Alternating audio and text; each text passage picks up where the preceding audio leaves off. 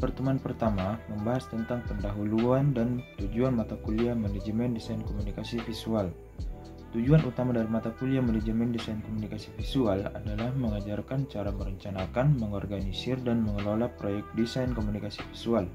Ini mencakup perencanaan anggaran, alokasi sumber daya, pengaturan waktu, dan pemantauan progres proyek. Pentingnya manajemen desain komunikasi visual bagi profesional di industri kreatif adalah karena menggabungkan keterampilan manajerial dengan kreativitas dalam desain grafis dan komunikasi visual. Berikut beberapa alasan mengapa mempelajari manajemen desain komunikasi visual penting bagi profesional di industri kreatif, yaitu meningkatnya efisiensi di dalam proses kreatif. Manajemen desain memungkinkan para profesional kreatif merencanakan dan mengorganisasi proyek secara lebih efektif dan meningkatkan produktivitas dan lebih menghindari masalah proyek yang tidak perlu. Dengan memahami dan menerapkan konsep-konsep manajemen desain, para profesional dapat mendukung kesuksesan proyek desain komunikasi visual dengan membangun karir yang lebih berkualitas. Selanjutnya, pada pertemuan kedua, membahas tentang pendekatan konsep manajemen desain komunikasi visual. Menurut Sindik Unesa AC.id, manajemen desain komunikasi visual melibatkan proses perencanaan, pengorganisasian, pengawasan, dan pengendalian sumber daya kreatif untuk menciptakan pesan visual. Ini mencakup elemen desain seperti tipografi, warna, gambar, dan grafik, dengan tujuan mencapai komunikasi yang efektif. Tujuan utama pendekatan konsep manajemen desain komunikasi visual, seperti yang dijelaskan oleh www.umnac.id, mencakup mengkomunikasikan pesan secara jelas, menarik dan mempengaruhi audiens, membangun identitas merek, dan mencapai tujuan bisnis. Selanjutnya, pada pertemuan ketiga, membahas tentang perencanaan dan strategi dalam manajemen desain komunikasi visual. Perancangan dan strategi dalam manajemen desain komunikasi visual terdapat urgensi perencanaan dalam konteks manajemen desain komunikasi visual.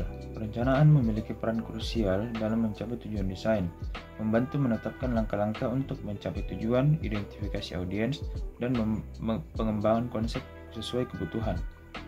Hubungan antara perencanaan dan pencapaian tujuan yang diinginkan, itu proses perencanaan menyeluruh memastikan arah dan fokus yang jelas. Yang kedua, tim desain bekerja terorganisir dan efisien. Selanjutnya, strategi perencanaan dalam desain komunikasi visual. Identifikasi target audiens, menentukan pesan, dan pengembangan konsep. Pada pertemuan keempat, membahas tentang pengelolaan proyek desain komunikasi visual dan konsep atau prinsip dasar. Yang pertama, perencanaan. Fondasi utama dengan definisi tujuan, target audiens, pesan, serta perencanaan jadwal, anggaran, dan sumber daya. Yang kedua, pelaksanaan, implementasi rencana desain oleh tim, termasuk pengembangan konsep dan sketsa. Yang ketiga, pengendalian, pemantauan berkala untuk memastikan proyek sesuai rencana tanpa melampaui batas waktu dan anggaran. B. Rencana kerja dan pengorganisasian tim desain. Rencana kerja proyek desain komunikasi visual. Yang pertama, penjadwalan tugas, penentuan waktu, prioritas, dan urutan pelaksanaan tugas proyek. Yang kedua, alokasi sumber daya, pemutusan sumber daya termasuk tim, perangkat lunak, dan peralatan. Yang ketiga, penentuan tanggung jawab, menetapkan peran dan tanggung jawab individu untuk memastikan pemahaman terhadap rencana proyek. Yang ketiga, penentuan anggaran dan sumber daya untuk proyek desain. Penentuan anggaran, estimasi biaya, perkiraan biaya termasuk kompensasi tim, perangkat lunak, dan desain biaya produksi dan pemasaran. Yang kedua, alokasi dana, pengaturan alokasi anggaran untuk masing-masing komponen proyek yang diidentifikasi. Yang ketiga, pengendalian anggaran, pemantauan dan perbaikan anggaran selama siklus proyek. Pada pertemuan kelima, membahas tentang pemilihan media dalam desain komunikasi visual. Pemilihan media dalam desain komunikasi visual memiliki dampak signifikan terhadap pesan yang disampaikan. Mengingat setiap media memiliki karakteristik uniknya, keberhasilan komunikasi tergantung pada kesesuaian media dengan tujuan komunikasi, konteks, dan audiens yang dituju. Karakteristik media.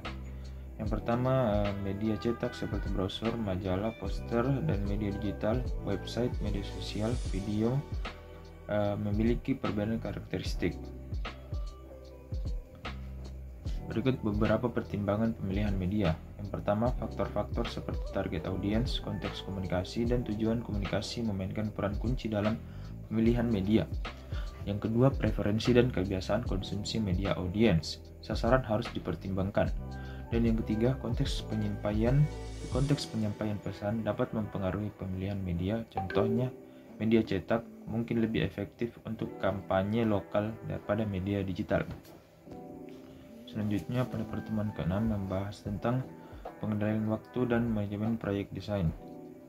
Pengelolaan waktu dalam proyek desain melibatkan evaluasi kinerja proyek, identifikasi varian, dan perbaikan untuk mencapai tujuan yang ditetapkan. Tantangan utama adalah efektivitas dalam mengelola waktu dan biaya. Keterlambatan proyek dapat berdampak negatif pada anggaran, penurunan kualitas pekerjaan karena waktu terbatas, dan peningkatan biaya. Faktor-faktor yang mempengaruhi pengendalian waktu melibatkan penjadwalan yang tidak akurat, perubahan permintaan pelanggan, keterbatasan sumber daya, kesalahan desain, dan keterlambatan pengiriman material. Berikutnya, penjadwalan proyek desain dan manajemen waktu. Program Evaluation and Review Technique atau dengan disingkat PERT digunakan untuk mengelola aktivitas proyek dengan tingkat ketidakpastian. PERT mengidentifikasi jalur kritis, memperkirakan waktu aktivitas, dan estimasi optimis, paling mungkin dan pesimis. Selanjutnya, pengaturan prioritas dan mengelola batasan waktu dalam proyek desain. Pengaturan prioritas dalam proyek desain memainkan peran kunci dalam manajemen waktu untuk mencapai tujuan secara efektif. Berikutnya, pada pertemuan ke-7 membahas tentang manajemen tim dalam desain komunikasi visual, konsep, prinsip, dan implementasi. Yang pertama, konsep dan prinsip manajemen tim dalam desain komunikasi visual. Dalam desain komunikasi visual, manajemen tim memainkan peran krusial untuk memastikan kelancaran proyek dan hasil yang berkualitas. Beberapa prinsip dasar manajemen tim melibatkan pembagian tugas, komunikasi efektif, pengendalian waktu, kolaborasi, dan manajemen risiko. Selanjutnya, pengorganisasian tim desain dan struktur tim. Struktur organisasi tim desain dapat menggunakan pendekatan berbasis proyek, tim fungsional, atau pendekatan campuran. Pendekatan berbasis proyek memungkinkan fokus dan tujuan proyek tertentu. Tim fungsional mengorganisir berdasarkan keahlian, dan pendekatan campuran menggabungkan elemen-elemen dari keduanya. Selanjutnya, delegasi tugas dan komunikasi efektif dalam tim desain. Delegasi tugas dalam tim desain membantu meningkatkan efisiensi, produktivitas, dan kualitas pekerjaan. Proses ini dilakukan dengan mempertimbangkan kemampuan, keahlian, dan minat anggota tim. Sekiranya itu mungkin yang dapat saya sampaikan. Lebih dan kurang mohon dimaafkan. Assalamualaikum warahmatullahi wabarakatuh.